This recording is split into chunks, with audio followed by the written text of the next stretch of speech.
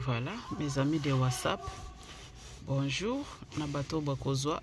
Bonsoir, Nabato Yope et pas Nabango déjà. Pourquoi? Pesi binombo tena kombo na Yesu. Lelo toza samedi. Tozo continuer kaka na bilengi ya match na biso. Nakola kisabino mwa ba film, mwa ba esengo, ba celebration ya ndambu ndambu. Oyo tozo tala lelo ndenge eza kopesa mela.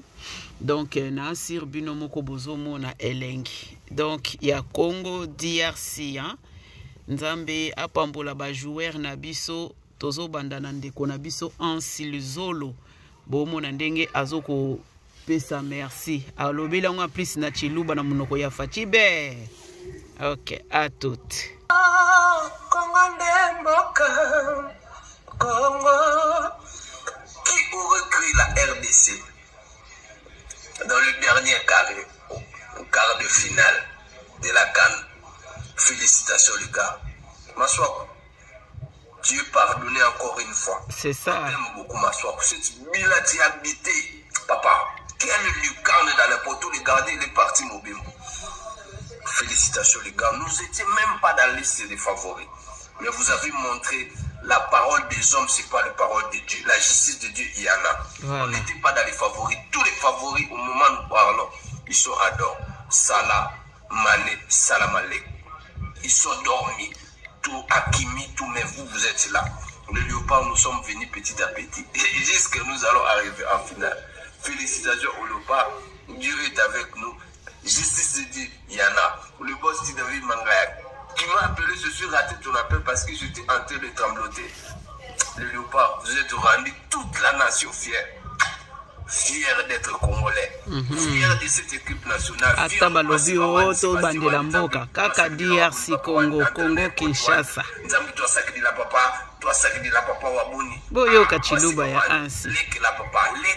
Maseba wana coach na bango. Bango ko bapesi kombo Maseba. Et ya kamabe mes amis de WhatsApp c'est loko koti boyebo chaka mwa ba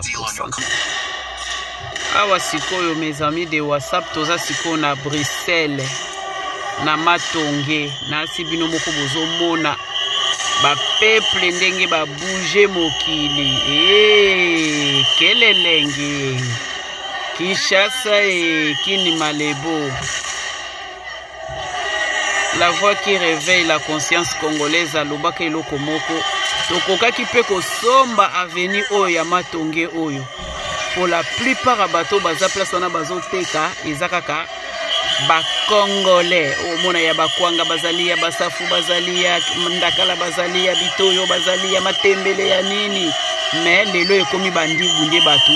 Bazuba oteka kutu na biloko na biso bota la journée ya lobi vendredi.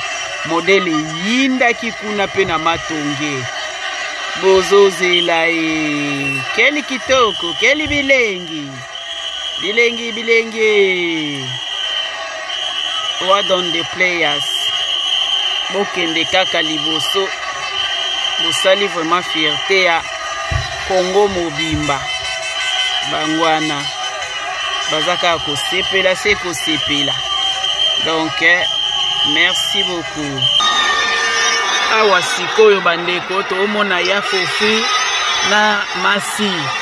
Bango po basepela kilobi ya Fofi azane kaka mutu Kofi Olomide.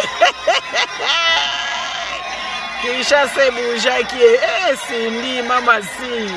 Yobo tele papa si. Bosepela na bino bandeko. Ok, merci mes amis de WhatsApp Nasir. Tout le monde a dit lisusu, ceux qui biloko mike ezali donc nzambe apambo.